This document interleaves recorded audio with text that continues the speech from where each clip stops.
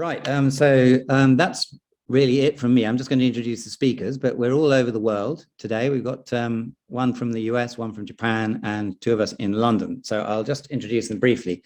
Professor Nick Bloom is Professor of Economics at Stanford University.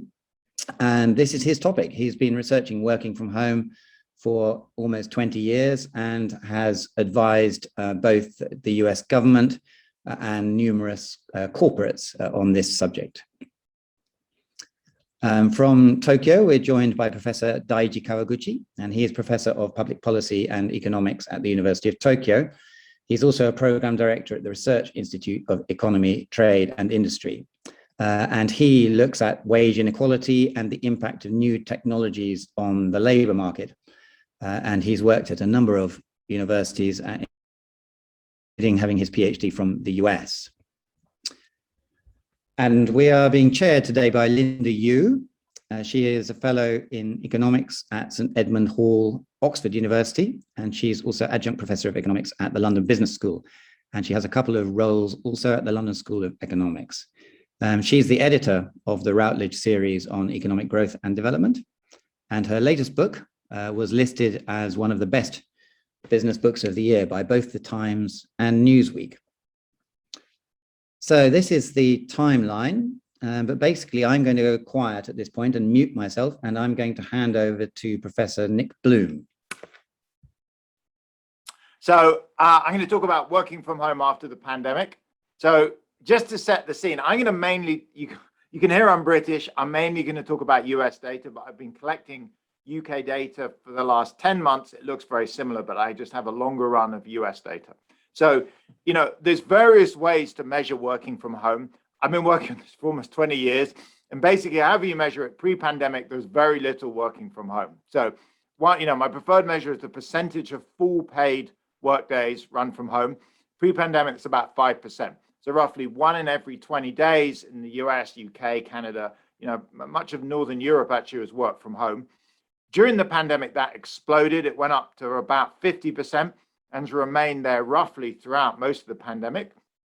In order to think about that, it's worth understanding that about half of the UK, US, probably actually Japanese, many developed countries' labor forces cannot work from home. So these are like frontline retail, manufacturing, a lot of public services, education, etc., health. They have been coming into the business premises throughout the pandemic and will remain doing so afterwards. Then the other 50% of people are folks like you and me, probably, most managers, professionals, they can work from home. They have been working from home full time during the pandemic. So that's why you get to about 50%. Big question is, what happens post-pandemic? I've had this number from various dimensions. One is our survey of 5,000 Americans per month since the beginning of the pandemic. Second, you have a survey around 1,000 US firms and 3,000 UK firms. And then finally, just from talking, as I'll come back to lots and lots, and literally hundreds of companies, everyone says the same thing at this point, which is post-pandemic is going to be hybrid for people that are currently working from home full-time.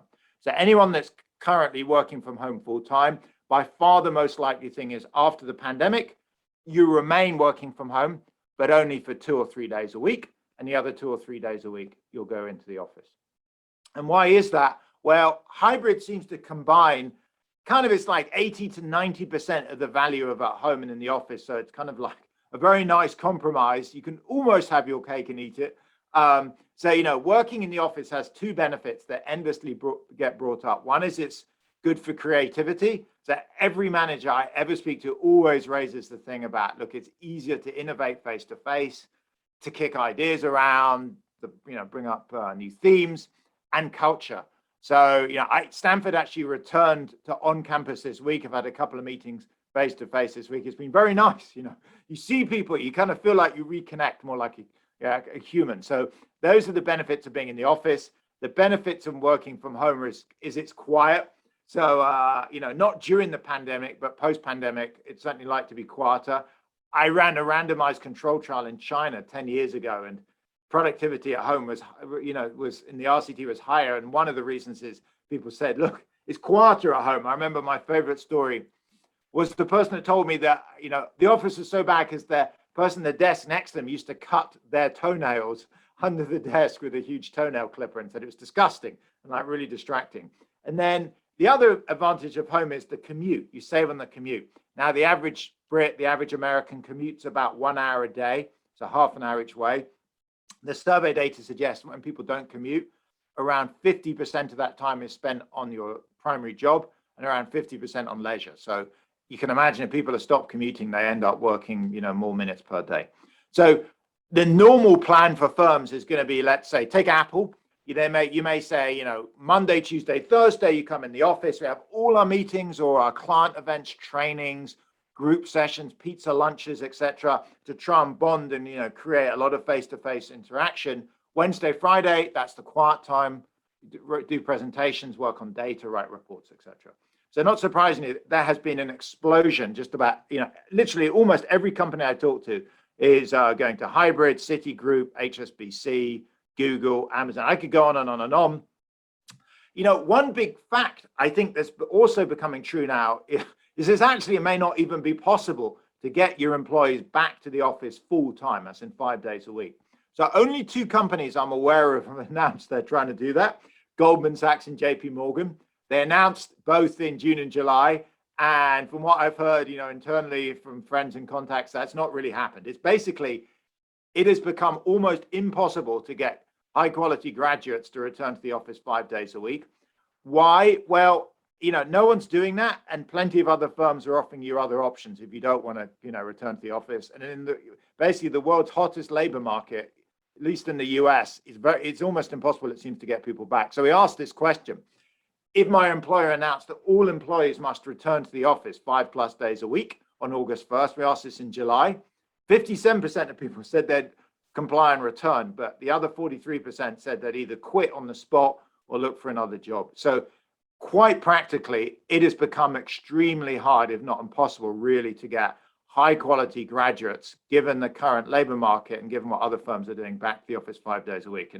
And Goldman Sachs, JP Morgan are trying. I think, from what I hear, they've more or less given up for much of the organization. They're going to go to hybrid. It's just too hard to get people back. And in fact, as I'll come back to briefly later, it turns out this particularly affects some diversity employees who, in the survey data, report higher preferences to work from home. So not only is this unpopular, it's also a real issue for diversity initiatives, which again is a huge driver of current firm labor practices. So everyone I talk to, I probably talk to 5-10 firms a week at this point. I said, fine, we're doing hybrid. I mean, everyone's kind of on board with hybrid. That's kind of, the decision that's been made earlier this year. The questions now that are relevant are which days to work from home and how many days. And, on the one hand, you may think, let people choose, have a fully decentralized, somebody claimed earlier in the week, I was talking to someone who claimed it was an anarchistic model, but everyone chooses which days and how many days. And initially that seems like it might make a lot of sense. So here is, what people respond on how many days they want to work from home post-pandemic. You notice 23% of people never want to work from home again. They tend to be young singles or older empty nesters. They really like, the socialness and the liveliness of being in the office. At the other extreme, 32% of people say they never want to come into the office again. They want to work from home forever. They tend to be, you can imagine, married with kids, living out in a house with a bit of a long commute, and they're very happy working from home full time. The remaining half of people, which I think would include me, want to do hybrid. And you can certainly see the mean across everyone is roughly 2 to 3 days a week. So, if you have to pick one policy, hybrid makes sense, but it's certainly not the case everyone wants to do it. So you may think, let them choose. I have become very concerned with the risks of full choice and have written some pieces against this in HBR and in the media. And I'll go through the 3 problems with full choice. So one is mixed mode. So I hear lots of complaints about what's called mixed mode, which is the issue of, imagine there's 6 people on a Zoom call. 3 of them are at home, 3 in the office. The initial thing is, you try to do what's in these stock photos. So this is a Logitech and Google, commercial photo. It looks great, but in practice, when you talk to people, they say, look, if you're at home, you've got 3 folks in the office. They're all in some conference room. They're all little heads on one screen. You can see them looking at each other. There's whispering. You can't really hear what, going on. It's very frustrating. So most companies now say, look, if there's one or more people connecting from home, everybody at work has to connect on their own individual laptop. So then you think, well, look, why would I go into work to spend, half the day connecting with the Zoom calls on your laptop? And even worse, if you're a business, you've pretty rapidly figured out that that's going to cause a major noise problem. Because if you have any open plan offices, video calls are noisy. I'm kind of shouting now. You are going to need to set up soundproof cubicles and make sure people use them, etc. So it's kind of tricky. So mixed mode doesn't work very well. It's still, yet further issues. I've heard people saying, look, sometimes we've tried that and then there's been a row on the video call. The video call's ended. It's been kind of uncomfortable, a lot of arguing. The folks at the office close their laptops, stand up, carry on the meeting in the corridor over coffee. And so the people at home get left out. So mixed mode is genuinely really problematic. It's better, ideally, for meetings, either to have everyone remote or everyone in the same room at the office. Secondly, I probably could have asked you this question, which is if you got to work from home for 2 days per week, which 2 days would you choose? This is what people report. This is actually UK data. What you see, I've seen done the same in the US. Basically, everyone wants to work from home Friday and Monday. So if you let people totally choose, you're going to have to think about the fact you can have very empty offices part of the time and, dense offices on the rest. So that's an issue maybe for social distancing, or if you want to, reduce your office space, it's not going to work well. And then finally, there's an impact on diversity. So to see this, it's worth noting 2 facts in the data. One is, not surprisingly, who wants to work from home, how many days is not random. So if you look, disabled people have a significantly higher preference to work from home than non-disabled. If you look at, say, on the left, this is the cell for data on people with a university degree that have children under the age of 12. This group all have a pretty high preference to work from home. They have young kids at home, but within that group, women have a significantly higher preference than men. You look by race, you see Black and Asian respondees report they want to work from home more days than, say, white respondees. We see similar things on distance to the office. Typically, lower income people tend to work a bit further out because it's more expensive to live in the city center. They also want to work from home more days. So all of this makes sense, but it's worth noting who wants to work from home how many days is definitely not random. The problem is it collides with this, which is if you have a team and you are working from home more days than other people, you are likely to lose out on promotion. So this paper on the right by Manuel and Harrington shows that for pandemic data, we do a randomized control trial pre-pandemic where we take 250 volunteers. They're randomized by even and odd birthdays. And the odd birthday folks, when they get to come into the office for 5 days a week, the even birthday people are at home 4 out of 5 days a week. They get to work from home. They're very happy. The problem is 21 months later, their promotion rates are half the people that come in every day. So if you add these 2 facts together, you can see there's a concern that single young men living next to the office may come in 5 days a week and may end up getting the promotions and moving up the company. So as a result, I'd also, I'll come back to this to highlight, you should control not just the number of days in the office, but also the number of days at home. Restrict people, coming in 5 days a week to try and jump ahead in the promotion ladder. As a result, if you look at what most companies are doing, most large companies are doing this kind of orange bar, which is teams, team by team decides the plan. So each team says, look, we're going to come in Monday, Tuesday, Thursday, we're going to work from home Wednesday, Friday. So I'm going to finish on 2 other issues. One is what I'm going to call the Marissa Mayer issue. So I interviewed Marissa Mayer, who is the CEO of Yahoo for 5 years from 2012 to 2017. She did well. She then, since then has successfully started up a number of companies. Her media highlight at Yahoo was possibly when a memo leaked in 2013 banning working from home. And there's a firestorm in the media. I talked to the media back then about this. Marissa Mayer, as it turns out, was right. It was almost like 10 years ahead of her time. But why don't I explain what I mean? So when I interviewed Marissa about a year ago, she said, look, employees can be managed in 2 ways. So you can either manage people based on outputs. So you can use data to say, if Linda's managing me, she could say, Nick, I don't care where you work or how you work. You're going to meet your sales targets or your performance targets or get your deliverables or keep the clients happy, whatever it is.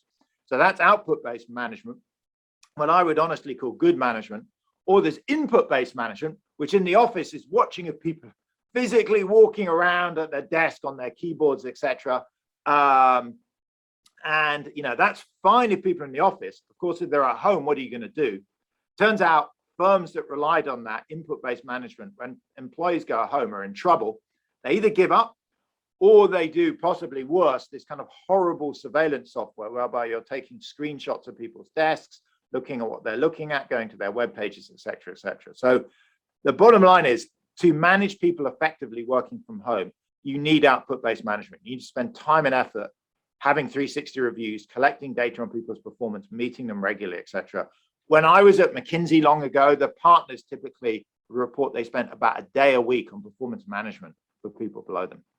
Not surprisingly, in the data, we see very clearly, in fact, this is Japanese data on the top right, we see very clearly in the UK, Japan, Italy, in fact, from his institution, Hitachi, has been heavily involved. Some of my former students and co-authors are there. You see very strong relationships between well-managed firms work from home more during the pandemic because they can handle it, and they perform much better during the pandemic. So the last point I'll end on is politically quite a big issue, and it comes up when I talk to firms internally, which is the problem around inequality. So this is the share of post-COVID work from home days. In the black circles is what employees want, ordered by how much they earn. And in the red circles is what they're going to get. What you can see is everyone, whether they're low or high earners, basically wants to work from home 2 to 3 days a week. On average, people across the income spectrum roughly want hybrid. If you look at what they say they're going to get, low income people tend to do frontline jobs. I mean, you can imagine they work in KFC or manufacturing, or they're janitors, or they're people in the NHS, maybe here they're kind of middle income, but they can't easily work from home most days. So as a result, there's a huge gap there. At the top end, the kind of exec senior managers, they basically look like they're going to get the level of work from home they want. That raises a big inequality issue. I hear it from execs all the time that say, in our company, folks, the lower earners, frontline staff are really, frankly pissed off that they've had a horrible pandemic and now they're not going to get this nice work from home perk. And, you can maybe try and give them more flexibility. So to end and summarize, one is the form, thoughts on management decisions. Most firms are going hybrid. Typically, they may allow 1 extra day for new hires in the first year. Most companies have decided which days to work in the office, and importantly, which days to make sure employees are at home at the team or affinity or kind of subdivision level. So there's some choice, but there's coordination amongst groups of people that work together. HR and performance management's become much more important. I think it's well worth investing, spending time on this. Inequality is an issue. You maybe want to allow things like 980s or 4-day weeks for non-work from home employees to give them a bit more flexibility. And finally, this thing just continues to change and evolve and evolve. I've been talking about it since, March 2020, and we're still not there yet. Delta's, we were talking before the thing, has kicked it back another, 6 months, 3 months. So whatever you commit to employees as a manager, I would let them know that it may be revised, spring or summer next year. And I have a website, my home website with some more information on it. So my name is Daiji Kawaguchi, and I'd like to talk about working from home in Japan. And so I used to work for Hitotsubashi University, and I moved to the University of Tokyo around 5 years ago. And so first, I'd like to, as a background, I'd like to share with you the fraction of workers engaging in the working from home. And when we look at the figure, national figure, before the pandemic, about 10% of the workers engaged in the working from home arrangement. But currently, about 30% of the workers are working from home. And this increase of the frequency of engagement in the work from home arrangement is more significant in the Tokyo area. So when we focus on the Tokyo metropolitan area, the figure before the pandemic was 17%, and currently more than half of the workers are engaged in the work from home arrangement. And as already Nick pointed out, the working from home arrangement, engagement in the working from home arrangement doesn't imply working from home 5 days a week.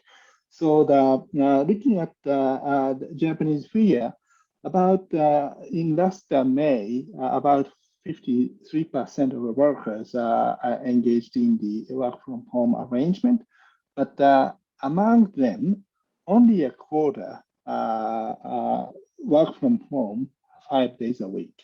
So the 100% engagement in the work from home arrangement is quite rare. And other workers are basically combined working from home and working from office. So the combination of these two is also important in this context. And there are so I think this figure is quite similar to what was found from the United States and the UK. And the point is that there is a substantial heterogeneity in terms of the engagement in the work from home arrangement. And so those workers working for ICT industry, finance, B2B services, those workers working in the industry that doesn't require face-to-face communication with customers are more likely to engage in the work from home arrangement. In contrast, those workers working for the B2C services, retail, transportation, those workers are less likely to engage in the work from home arrangement. So that basically, this is positively, so those workers working for the industry that offer high pay are more likely to engage in the work from home arrangement. So basically the penetration of the working from home arrangement is inequality enhancing. And our research center at the University of Tokyo ran a survey in the last fall, and we surveyed about 5,000 companies and asked about firm's sales change from the previous year, and also average hours worked per worker and the number of employment, adjustment of the employment. So that we asked about what is the change of the sales compared with the same month in the previous year. And this red line is change of the sales compared with the same month in the previous year. And we do observe the decrease of the sales of average sales as the red line shows towards May of 2020. And May of 2020 is the timing that the first state of emergency was declared by the government. And the blue line is a change of the people's mobility captured by the mobile phone data. And it's compared with January of 2020. And as you can see, there is a substantial drop of the people's mobility in the April and May of 2020. So that because of the declaration of the state of emergency and the government request people to stay home. So there is a clear correlation between the change of mobility, people's mobility, and sales amount and hours worked. But there is a limited correlation between the people's mobility and the change of employment.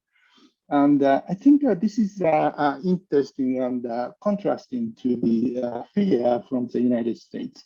So we observed a huge increase of the unemployment after COVID-19, onset of the COVID-19 in the United States, but we didn't find such a substantial increase of employment in the Japanese figure. And this is one of the features of the Japanese labor market. Whenever the negative shock hits the economy, the labor market adjustment is rather limited in terms of employment. And we do observe the similar thing in this current crisis.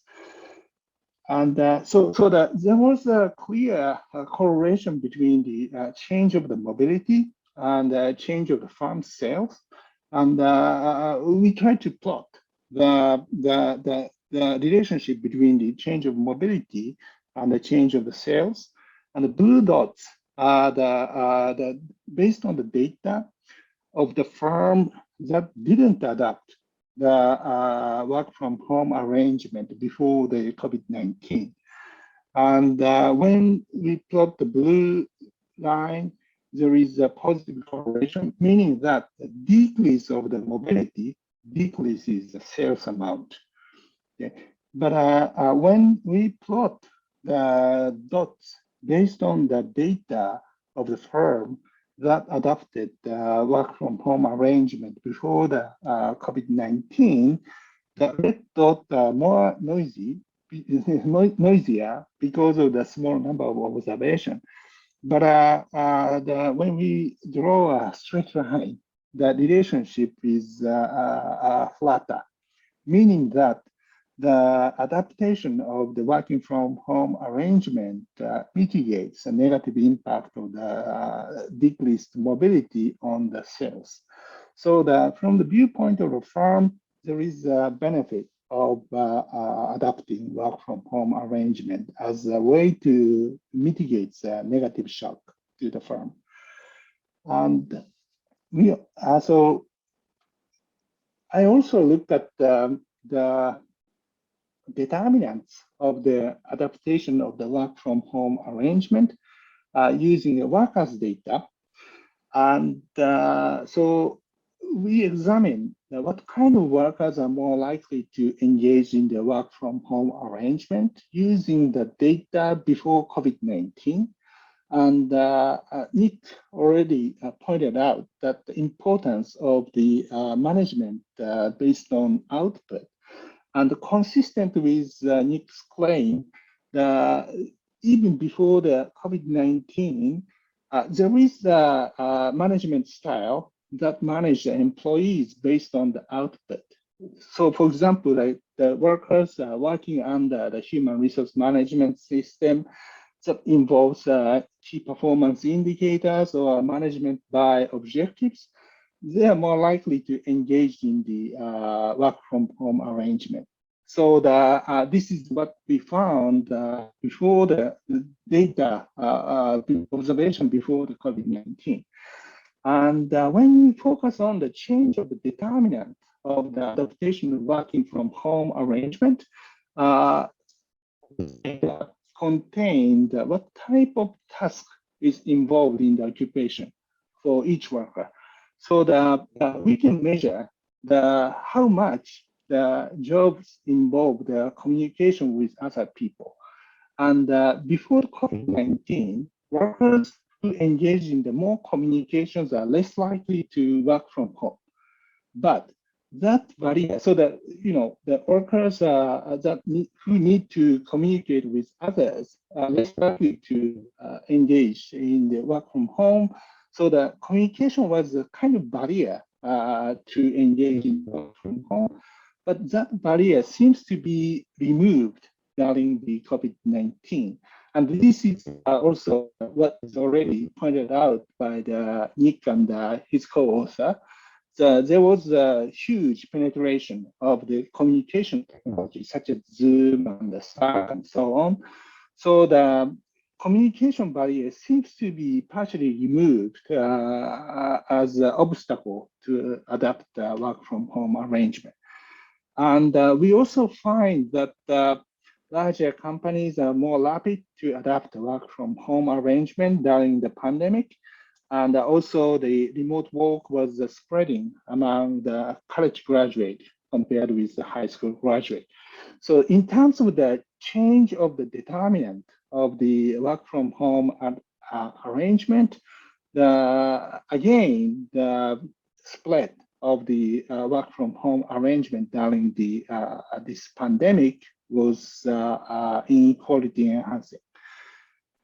And so we predict, looking at many figures, we would predict that work from home will also persist in Japan's context. And then what would be the consequence? And I think it has a significant implication for geography of the economic location of the economic activity. And workers will combine work from home and working in the office. And it implies that less frequent commute. And Tokyo area, the population size is 30 million, and it's one of the largest economic agglomeration in the world. And commuters spend like 1 hour on one way, so the 2 hours to go back and forth. And so that is a long commute is one of the characteristics of the Tokyo workers, but less frequent commute allows the workers to commute even longer. And also there is working from home demands more space, and people have a preference to work from larger home office. So because of the combination of these two factors, will happen. And it's reported in this article that the increase of the land price in the suburban area is observed in many developed countries. And we examined, I was interested in the change of the land price, and Chigusa Okamoto created this figure. And left-hand side figure is the change of the land price before the pandemic. So the January 2019 to January 2020. And this red color indicates the increase of the land price. And we observed the increase of the land price in the central area of Tokyo. And so Tokyo Station is indicated, and Tokyo Station is at the center of Tokyo, basically. And but this trend of the increased land price in the central area was reversed after the pandemic, or during the pandemic. So we do observe the decrease of the land price in the central Tokyo, but in the suburb area, we do observe continuing increase of the land price. So I think relatively speaking, that we observe the ongoing suburbanization of the economic activity. And when we think about adaptation of working from home, some politicians speak that it's gonna contribute to the local economy outside of Tokyo. But one of my colleagues, who's an urban economist, claimed that it may not happen because allowing longer commute means that Tokyo's land is less scarce. So the land price, without the increase of land price, the more population and people can live around Tokyo. So the importance of Tokyo may even more increase after the pandemic. So that's just speculation, but the story sounds plausible. Thank you very much. That's all I have to say. Thank you. Wow, thank you very much, Daiji. And thanks very much to Nick. Fantastic presentations by both of them. I'm sure you've got tons of questions for our speakers, and do feel free to raise your virtual hand, and I will come to you for you to ask your question. If you'd like for me to ask the question, that's absolutely fine. Just pop it into the chat and let me know who you want the question answered by. And I'll try and get to as many questions as we can in about the 22 minutes that we have left in today's fully subscribed session.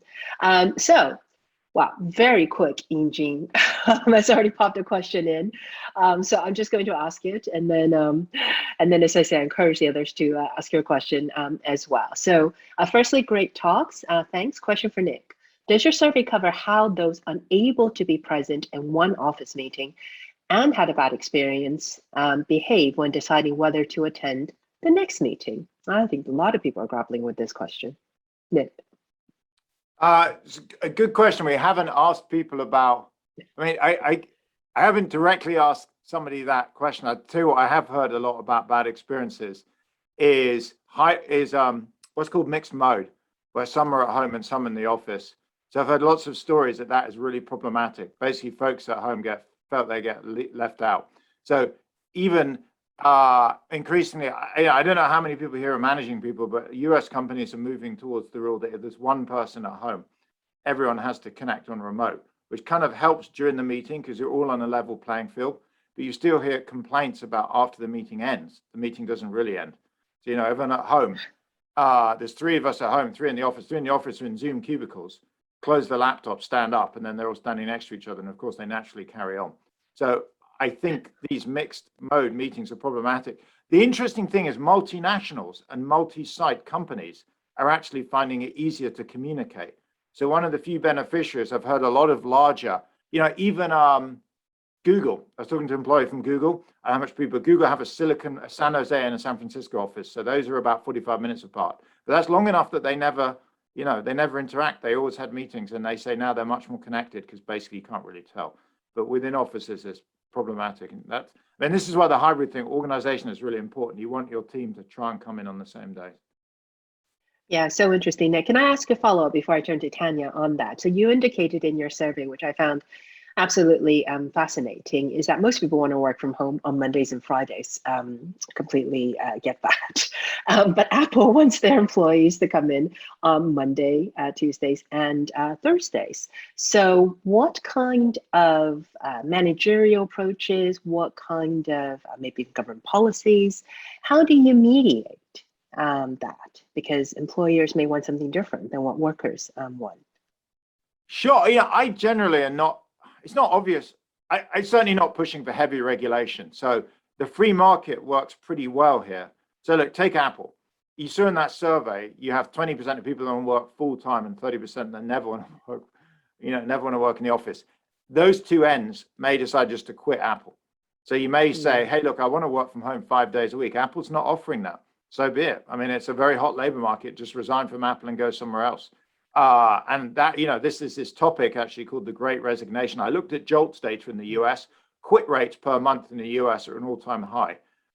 They're not massively high. They're about a third higher than pre-pandemic, but it's clear there's a lot of people quitting. My advice to employers is probably offer something in the middle to keep as many people as happy. But the extremes, by the way, Stanford University is open. It's a different way of looking at the same thing. Both my kids and the university here have opened to full in-person experience, but there's about 5% of students for the school district and the university that are very unhappy. So 5% of students say, no, it's too risky. We want fully remote teaching. We don't want. The problem is, there's very polarized opinions. So generally, I think I would honestly go for the middle, 2-3-3-2, and try and keep the, most people happy. And then you may lose some of the extremes. Really interesting. Tanya, the floor is yours. Hi there. I wanted to go and ask a question, and it touches on, I think, what the last point that Daiji made in his slides, which is about people working remotely may then move. And this is a situation that I found myself in as well. After 6 months of my flat in the West End of Glasgow, I've moved out into the country. And it turns out I've moved to, so my question is about regional inequalities. So it turns out that I've moved to probably one of the poorest areas in Scotland. It's 45 minutes outside of Glasgow, yet the way that we look at, or at least measure regional inequalities in the United Kingdom is through where the work is located.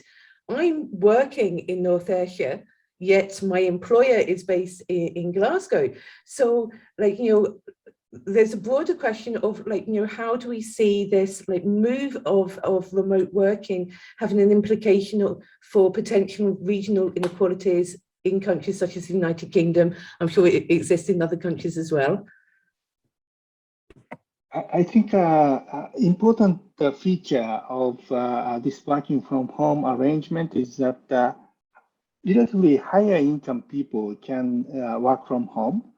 So that when the people move to the suburban area, wealthier people tend to move in the suburb area. So I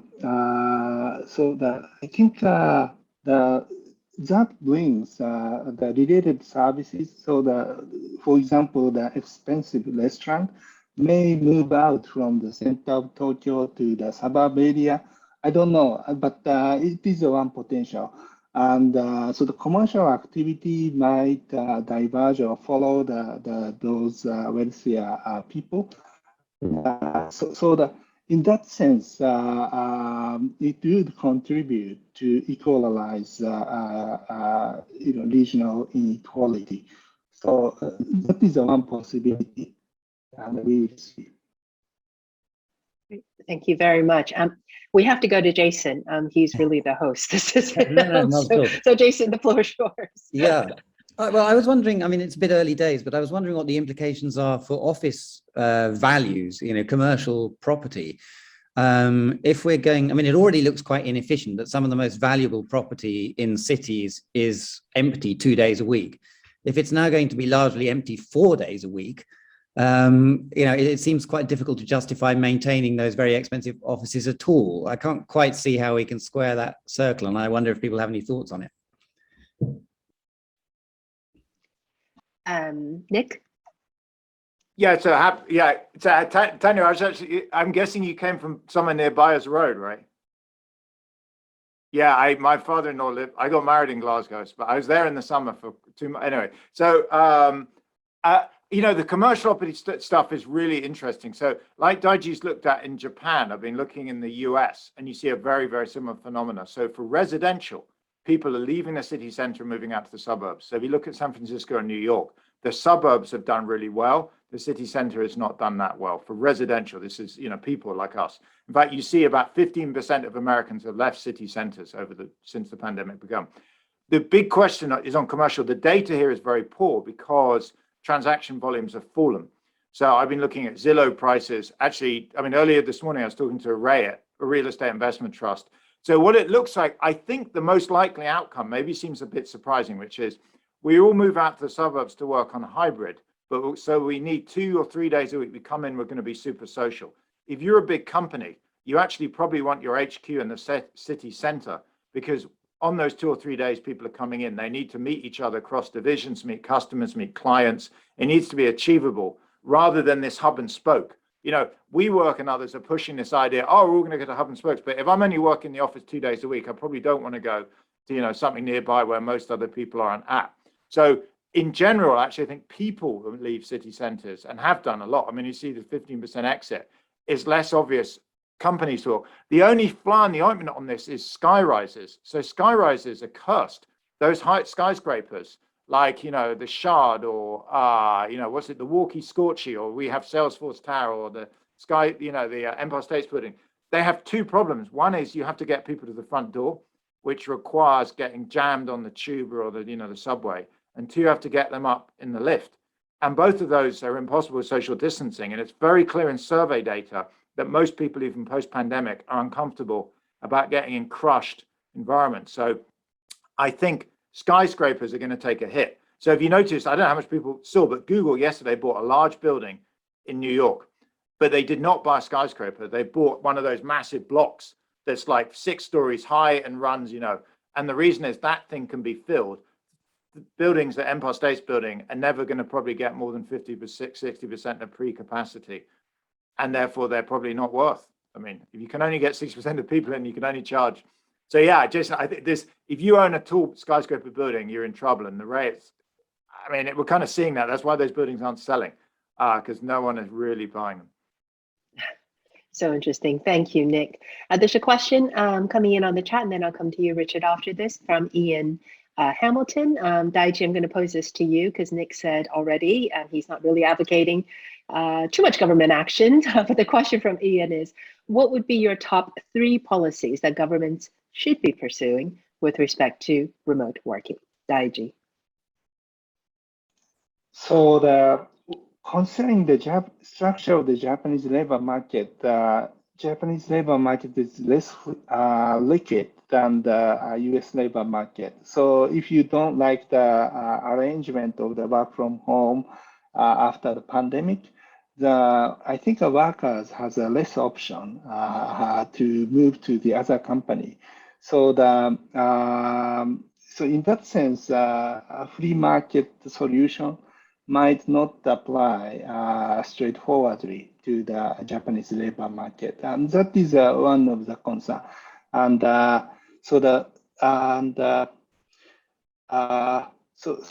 also the Japanese labor law regulate workers, so the employer have to pay the workers based on the hours worked. That's a basic setting.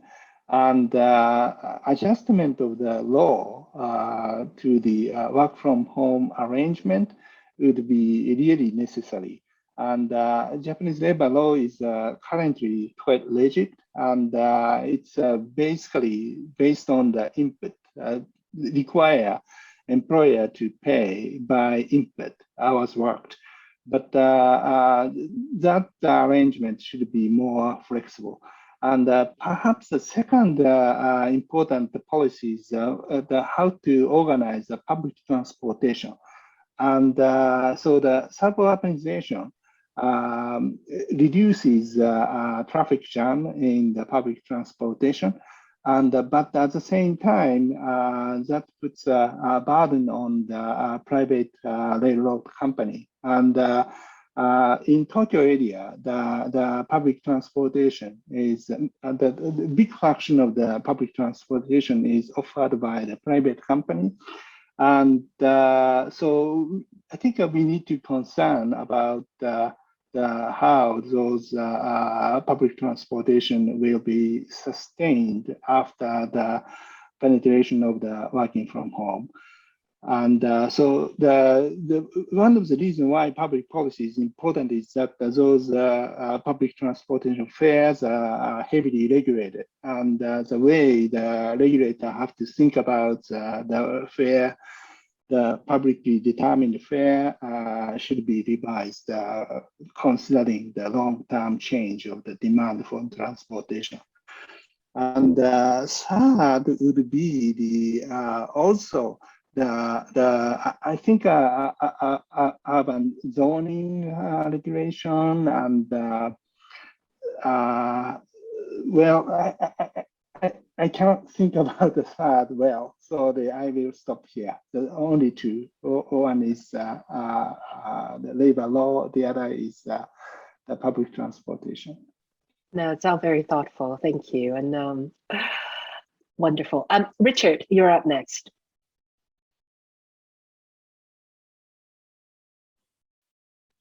Thank you very much. Thanks, Nick and Daiji-san. Really fascinating talks. I've not really got the headspace to kind of process it all, but I'll take it away, the ideas. But and so not a very coherent question, I'm afraid. But I'm an academic, and so I'm right back in it. It's first week back, so I've been back online. Actually, I was expecting to be hybrid, but I'm not, so it'll be interesting. Maybe next week I'll be hybrid. But I'm also union. I'm co-chair of my branch union, so that's given me a different perspective on the 18 months of the pandemic in London. And early on, the talk was about the kind of a return to normal or a new normal, and what struck me right the way through is actually the lack of imagination, the lack of grasping the opportunities that this change has forced on us all, both on employers and employees. And actually it feels as though there's this tendency to try and revert back to what we were doing in some way. So in the academic context, it's the idea of blended learning or hybrid learning or high flex is causing massive fear amongst staff. No one quite understands what it is. Dual, combined. So no one's really explaining this, and the ambiguity works for our employers because, of course, they can sell everything and anything to anyone because no one quite knows what it is. And the concern on staff side is that whatever it is, it's going to be extra resource, it's going to be extra tech that they're going to have to get their heads around. They're going to have to work double online and in person, and there's that real concern. So I guess my question really is kind of it's picking up Nick on your points around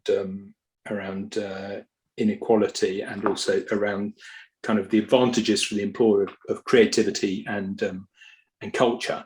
And can that not be done differently? Could we not be talking about, because one of the problems of office cultures is bullying, is gender, the gendered nature of a lot of cultures. Can we not do it differently? Is I guess my question. And lastly, can we not be degrowth and more happiness as well? Yeah. So can we not prioritize some of these things? Thank you. Thank you. Thanks, Richard. Big question. I'm just looking at the time. We've got about 5 minutes. So I don't think we'll be able to answer it fully, but Nick, I want to get your take. And then I do want to run through a number of the great questions that come in through the chat.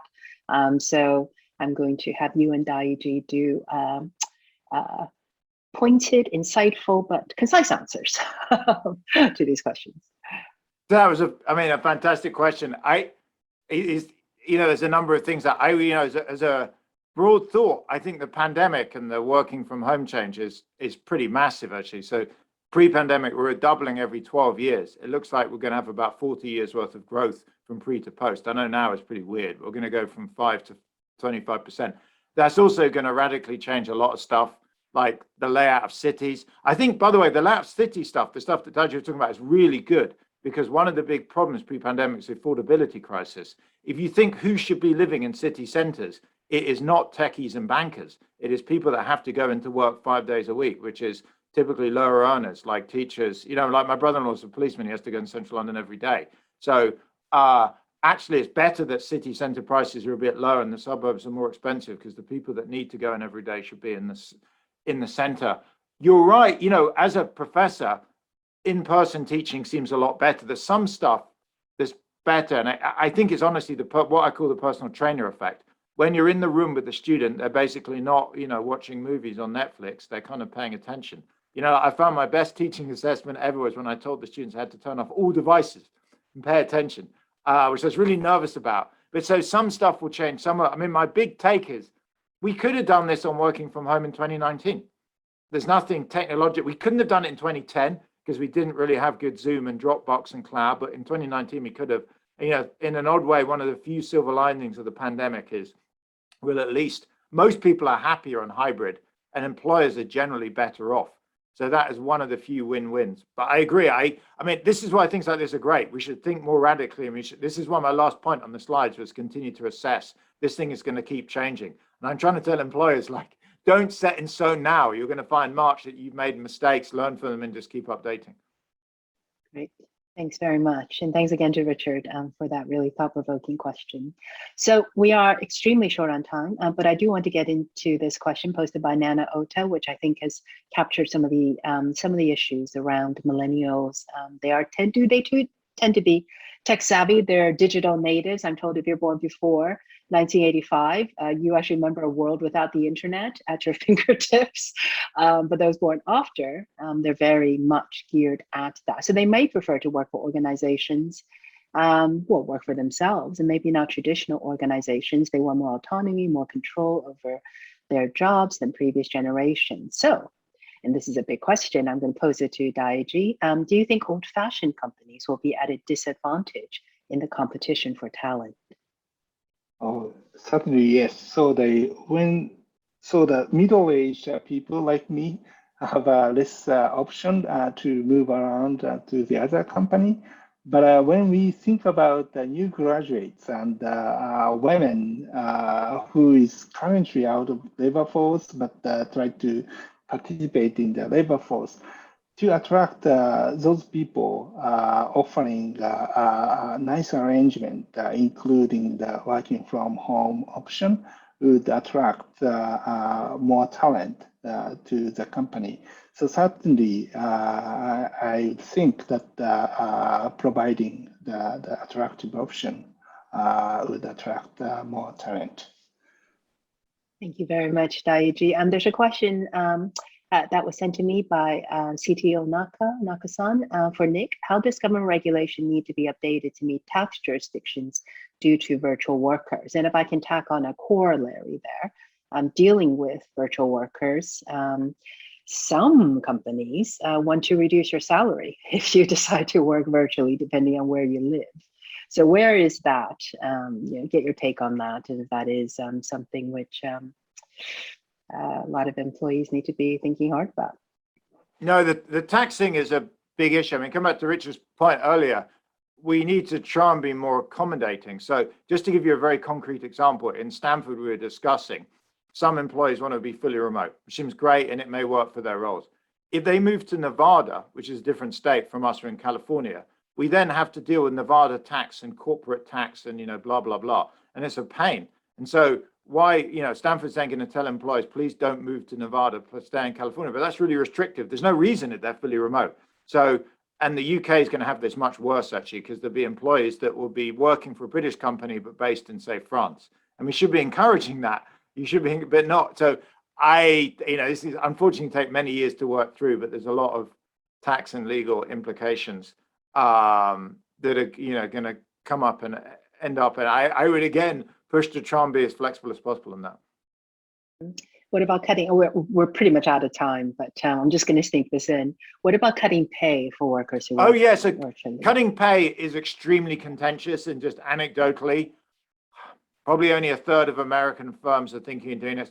My advice generally is don't, because for two reasons. One is if your employees are hybrid, it's irrelevant because they need to live near enough to commute, and that covers most firms and most employees or face-to-face. There are not that many employees that are going to remain fully remote forever. For those that already are fully remote, as in grandfathered in, it's so contentious and so upsetting, you're going to take up so much time, just leave it. For new employees, for new hires, it's maybe a bit easier, but that's, if we as Stanford say we want to hire someone to do IT and we're happy to have them in Alaska, it's a bit easier to have them start on a different pay scale. I probably wouldn't cut current employees. It's just so upsetting to people. So I generally advise CEOs, managers, stay away from that. It's too painful. It's just going to upset too many people, and it's not a big enough deal. Why fight over something that just doesn't matter that much? They got enough going on. Like working from home is hard enough. Why create another problem? Yeah, terrific. I love that. It's a big pain. It doesn't just leave it. But I think all this kind of practical insights and advice from wonderful research from two leading professors in this area, Nick Bloom and Daiji Kawaguchi, has just been so enlightening. Absolutely fascinating. There are more questions in the chat, I'm afraid we couldn't get to, but they were all great questions around inequality, women, impact on the environment. We could go on, but we can't because we're out of time. So please just join me in thanking this terrific panel. Again, Nick and Daiji. We'll give you sort of a virtual or physical hand.